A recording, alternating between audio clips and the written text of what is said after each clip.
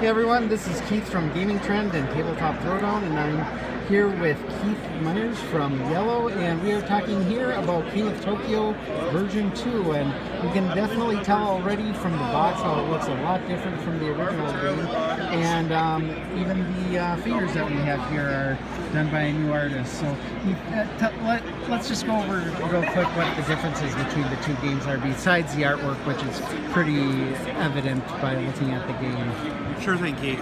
So it is the 5th anniversary, so a little time to give it a facelift, I think. But also, more importantly, we are starting to work on a digital app game, and so that, based on the old art, just wasn't going to work. They had done drawings, and so they needed to have layers, and so we were going to have to redo some stuff anyway.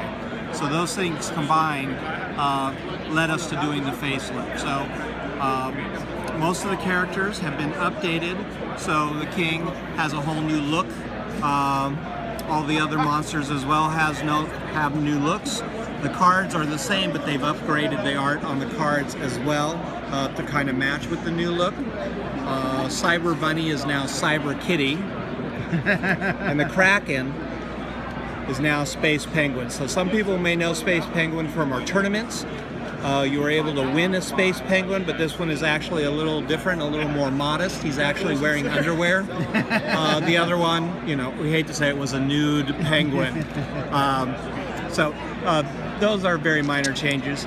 Dice, the way the game plays, all the same. We did take a lot of the tips from people who had submitted questions about rules, and so we did upgrade the rules, a little clearer to read, a little more uniform in their formatting, so I think a much better job overall. So that brings us to, you know, what we call KOT 2016. We're calling the first version the Classic. Okay, cool. And what about for those people who currently own the original version, the classic version? They are working on booster packs for the 2 news. Not sure when that will happen, but it is in the works. And of course, for things in the future, King of New York Power Up, that should be later this year, probably pretty close to Essen. So I'm not sure that we will have it for Gen Con. My guess is it'll be purely an Essen release, and then we'll have it for that 4th quarter. Cool. But same great gameplay, just updated art, and a digital version coming out soon. Digital version, yeah. Obviously, we've got a long ways to go, so it won't make it this year, but we're aiming for next year. I'm kind of glad that I asked about that, because I didn't know a digital version was in the works. So. Yes. Great. Okay, now we're here with Keith to talk about tempura. And yes, it's PRR. So the theme is obviously sushi based with cats. Cats in a Japanese eating contest. So is there something more adorable? I'm not quite sure. But you're trying to eat as much as you can without encountering indigestion. Oh yeah, that doesn't look good. So you're going to have a hand of 5 cards. The card will be turned up, and so it really becomes push your luck. So at the very first turn, I can match the number. This is going to represent the number of bites you have to take. So during the game, you're going to have to eat, but you don't want to eat too much because you'll encounter indigestion. At the start of the game, we put 1 indigestion card in the deck. So right now, I could eat quite a few cards without encountering indigestion. So if I played the 2, he plays another 2, those numbers add up. So if we were like this, and I finally decide to eat, I'm going to have to eat 6 cards. And so we turn them one at a time. 1, 2, 3, 4, 5, 6. If I'm successful without getting indigestion, these go into my hand, which is a good thing. It gives me more to play with. But it might go through and then indigestion comes out when I'm turning my cards over. I take one of these tokens and the cards get reshuffled. So all the discards get put back in here. We add another indigestion to the deck. And pretty soon this deck has many, many indigestion cards in it. So taking even 3 bites could be disastrous. So you're gauging when to take when to eat and when not to. So with the card that is down, you have your choice of playing the same number. You can also play a pair, which replaces it and now makes a new number. Or you can play one of the specialty yellow cards. So this is where it makes it a little Uno-like. You can change the direction. So if it's going this way, we flip it over. Direction now changes. This one simply adds 1 point to it. Or this one lets you choose who's going to go next, which is really fun in a bigger player game.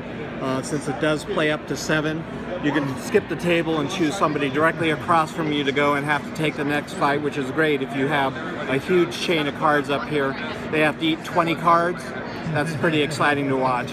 So very much push your luck, keeping out of indigestion. The game will end when somebody has eaten so much that they've collected 3 indigestion tokens. The winner will be the person with the fewest indigestion. With the larger group, there's usually a tie, and so the tiebreaker is the person who's eaten the most cards.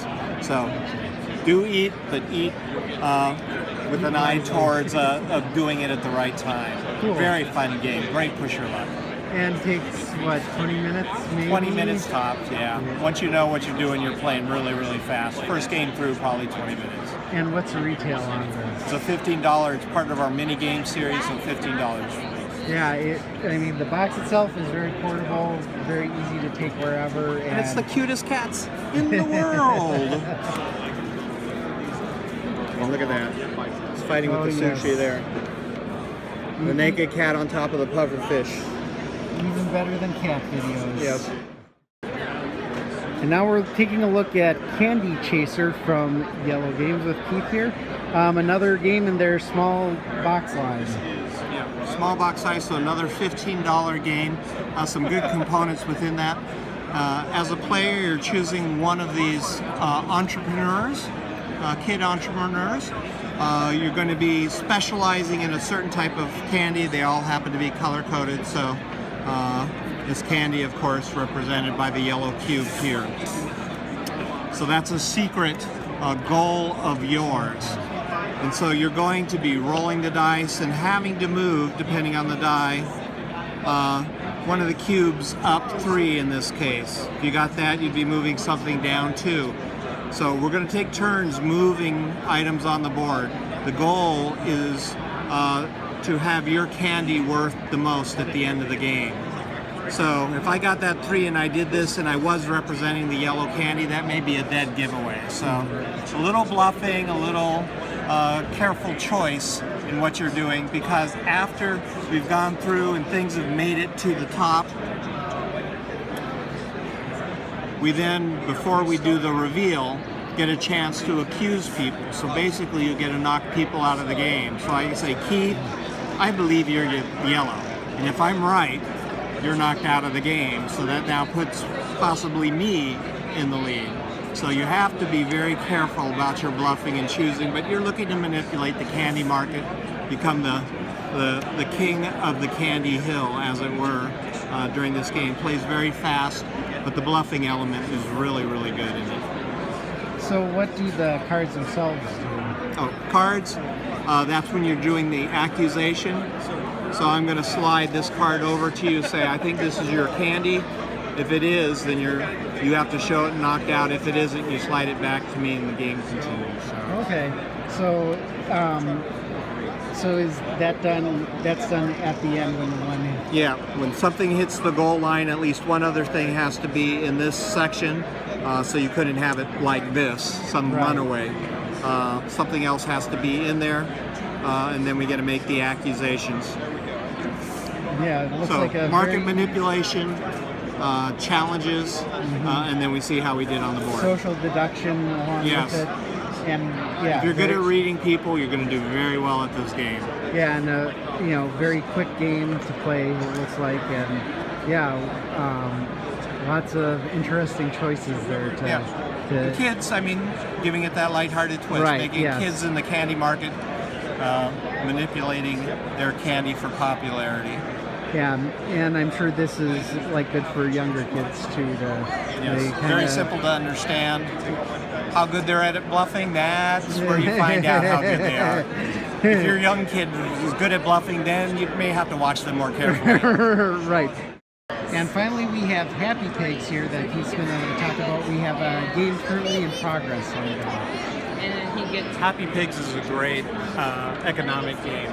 So as you can see from what they got going, you've got field where you grow pigs. You start with very small pigs, but you're looking to beef them up, feeding them, possibly feeding them. We won't use the word steroids, but maybe superfood.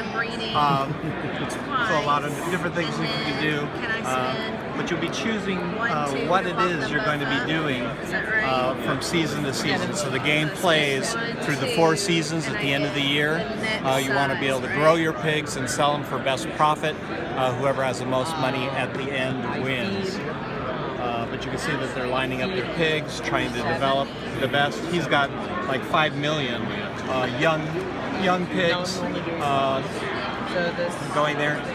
Different things that you can do will be the bidding. So as you go through, these are the amount of actions that you'll take. So you're going to bid on which action you're going to do blindly with everybody else.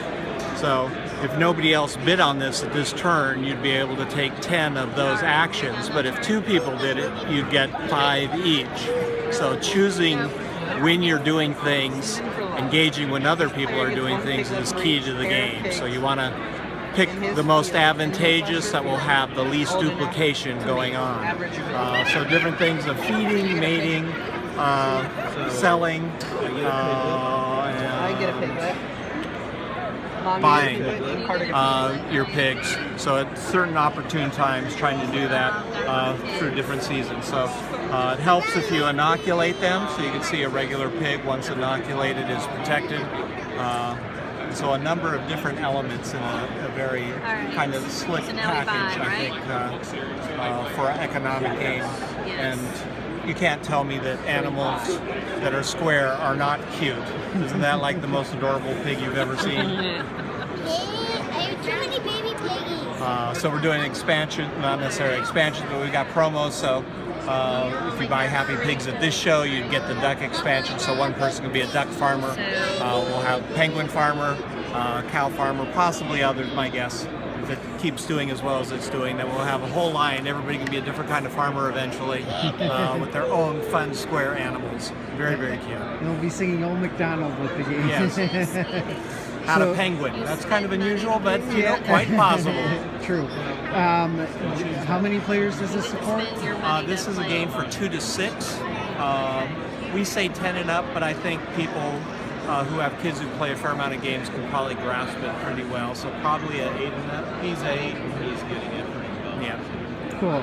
And how long does it take about? Your first game is probably going to be maybe pushing an hour, but once you're fully understanding it, it's a 40-minute game.